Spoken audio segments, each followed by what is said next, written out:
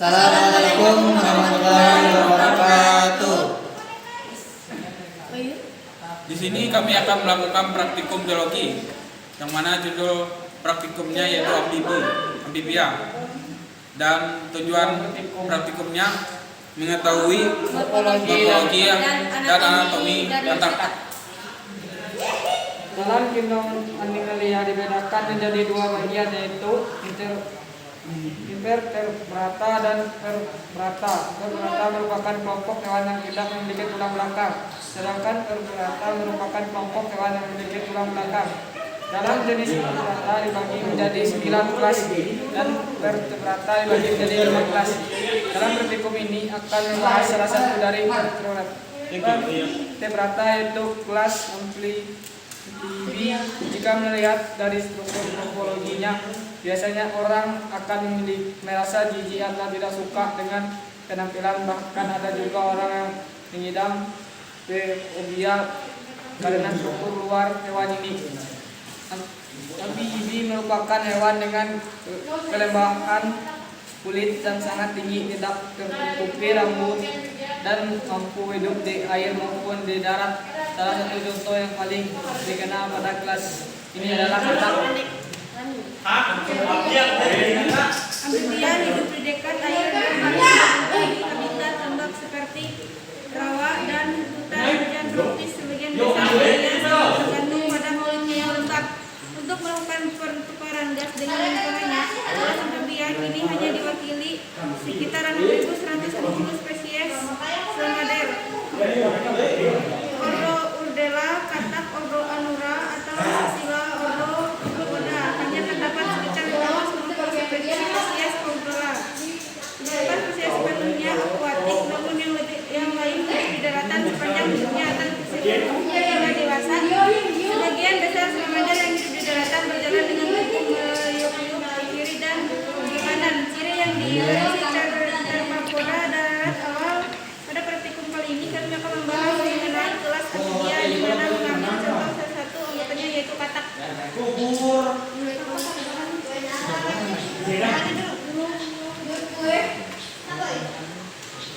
Alat dan bahan. Yang pertama ada jarum pentul. Yang kedua ada cutter. Yang ketiga styrofoam. Yang keempat botol aqua. Yang kelima alat bedah, gunting dan pinset. Yang keenam masker, sudah dipakai semua. Yang ketujuh sarung tangan karet. Lalu bahannya, yang pertama ada kapas dan katak, lalu alkohol. Cara kerjanya, misalnya yang pertama siapkan alat dan bahan. Yang kedua, letakkan katas di atas styrofoam dengan posisi telengkup.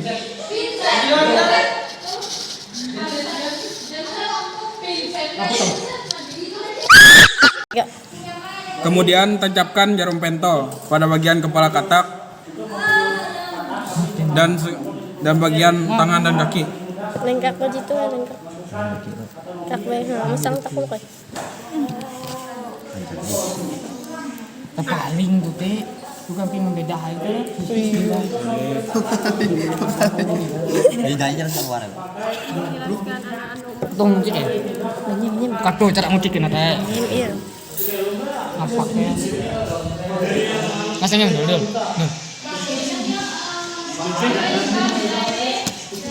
Pelak tulang ya. Salah bro. Turun bro. Nawai kau bro, buka ya bro.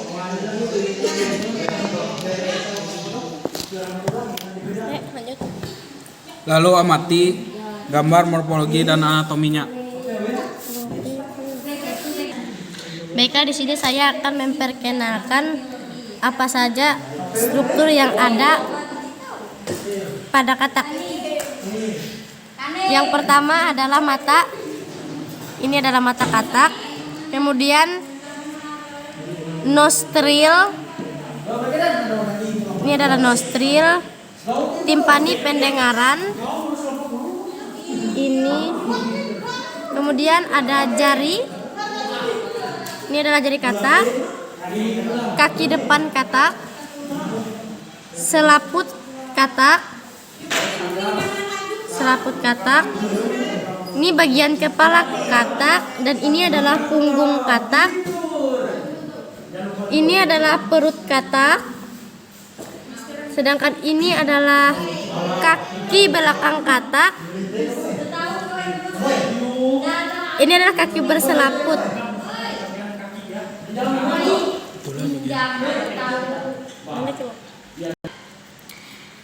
Yang saya bacakan tadi adalah bagian-bagian morfologi dari katak. Kemudian sebelum kita mengamati anatomi katak, kita harus melakukan pembedahan terlebih dahulu. Tampuk lingin kurek. Tiga.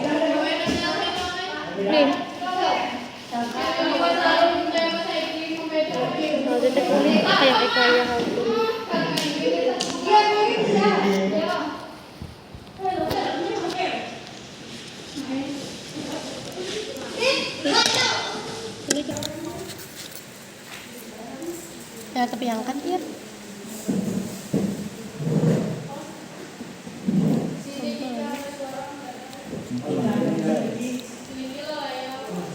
Tuh, ketajin kira aku melakukan.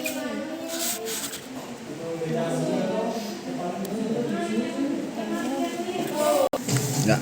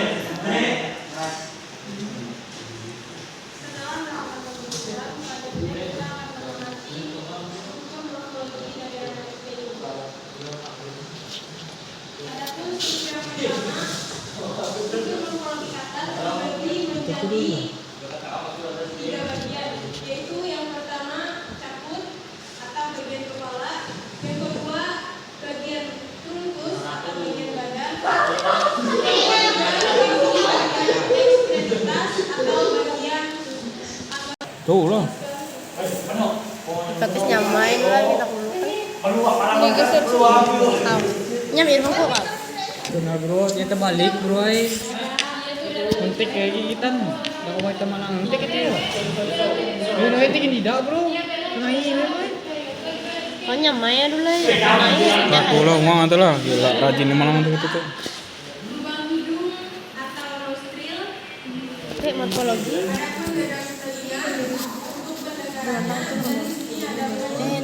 Tahu kak remaja bukan? Baiklah, inilah bagian dari anatominya. Yang pertama ada jantung. Yang kedua ada hati. Yang ketiga ada paru-paru. Yang keempat ada pankreas. Yang kelima ada lambung. Di sini ada usus kecil. Lalu usus besar.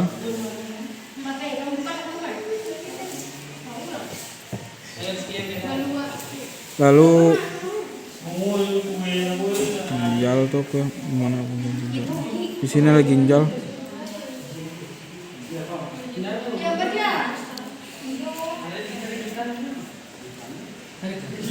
Dia bro. Setelah melakukan pengamatan morfologi dan anatomi katak, dapat dilihat dengan jelas bagian-bagian sebagai berikut. Yang pertama Yang pertama bentuk tubuh. Tubuhnya berbentuk bilateral, simetris, yaitu antara bagian kanan dan bagian kiri mempunyai bentuk yang sama persis. Yang kedua, warna tubuh. Warna tubuh katak yang telah diamati berwarna kecoklatan di sekujur tubuh, dengan bagian atas tubuh lebih gelap dibandingkan bagian bawah tubuh. Adanya warna kulit demikian karena adanya lapisan yang terdapat pada bagian bawah kulit, yaitu lapisan melanopora.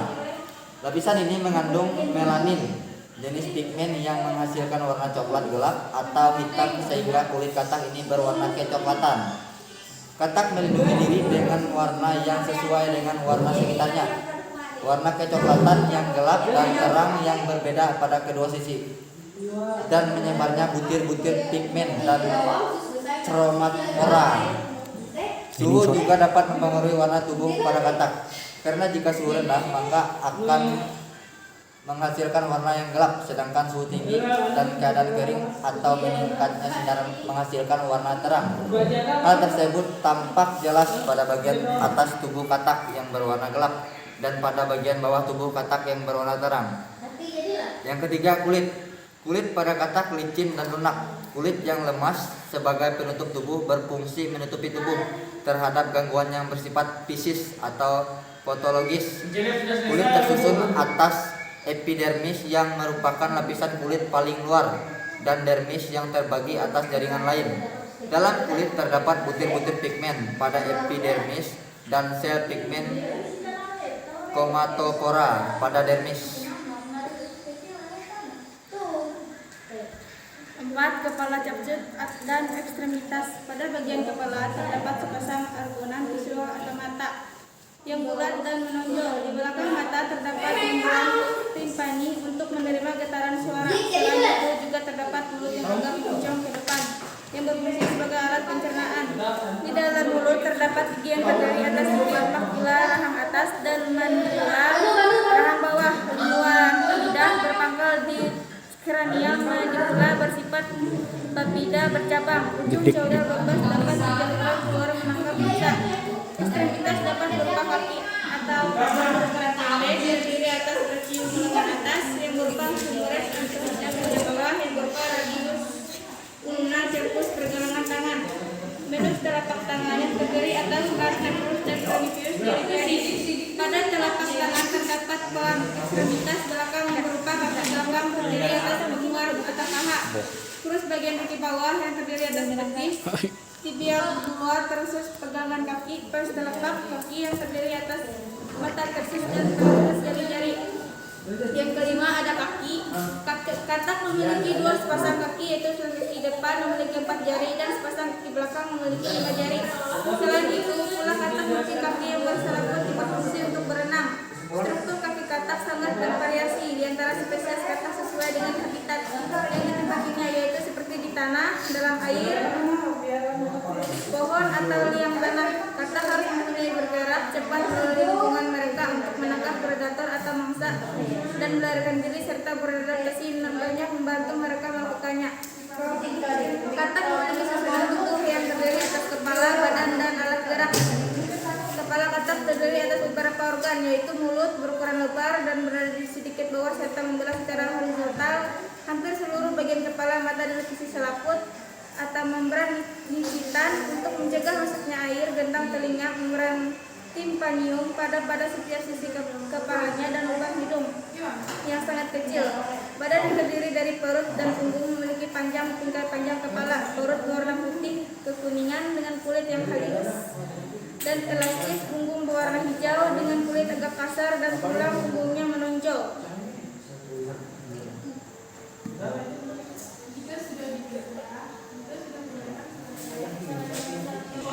Adapun organ-organ utama pada katak. Yang pertama, sistem pencernaan. Alat pencernaan pada katak terdiri dari mulut, kerongkongan, lambung, usus, dan kloaka. Makanan dari mulut masuk ke dalam lambung melalui kerongkongan. Lambung memanjang dan berborok ke samping kiri dan berotot. Di dalam lambung makanan dicerna kemudian masuk ke dalam usus. Di dalam usus makanan diserap. Sisa makanan dikeluarkan melalui kloaka. Sistem pencernaan makanan pada amfibi hampir sama dengan ikan, meliputi saluran pencernaan dan kelenjar pencernaan. Salah satu binatang amfibi adalah katak. Makanan katak berupa hewan-hewan kecil, serangga. Assalamualaikum warahmatullahi wabarakatuh. Secara berturut-turut, saluran pencernaan pada katak meliputi yang pertama rongga mulut. Terdapat gigi berbentuk Sekian rusuk video dari kami, untuk semoga dapat memasak dan bermanfaat dan dapat lidah untuk menghibur juga. Terima kasih telah ucapkan. menangkap masak. Yang kedua, esophagus berupa saluran pendek. Yang ketiga, ventriculus, lambung berbentuk kantung yang bila terisi makanan menjadi lebar. Lambung katak dapat dibedakan menjadi dua, yaitu tempat masuknya esophagus dan lubang keluar menuju usus.